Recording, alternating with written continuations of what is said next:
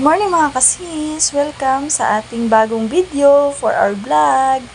For today's video ay magkakabit tayo ng Christmas light.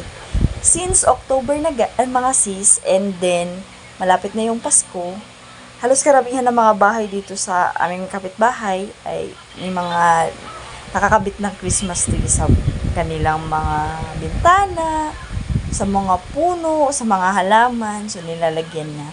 Kaya kami naman kasi dito, naiinggit kami. Ang ganda kasi din tingnan pag may mga Christmas light. Kaya, ayun, hinalungkat namin yung mga luma namin Christmas light sa baul. Tapos, trinay namin kanina. So, gumana naman siya. Kaya, ayun, ikakabit natin, guys. Para mamayang gabi, makikita natin yung resulta kung para hindi na din tayo mainggit pa sa mga kapitbahay natin na may mga Christmas light. Tsaka, paborito kasi ito ng mga bata. Kaya gusto ko din talagang ikabit para at least sa paglabas nila ng pinto ng bahay namin ay ma-amaze na sila dun sa Christmas light. Maganda kasi sa mata ng mga bata din. Kahit naman din ako, nagagandahan din talaga ako sa Christmas light. Kasi nga, nung kabataan namin guys, wala talaga kaming ganito.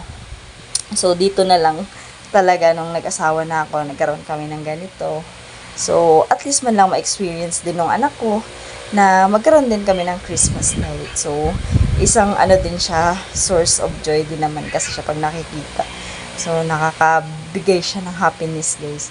So, ayun nga, tinutulungan ko si Ross din sa kabit ng Christmas light. Kasi nga, ang hirap din ng akyat baba, kaya inaabot-abot ko yung mga Christmas light, pinupulupot ko dun sa puno para mamaya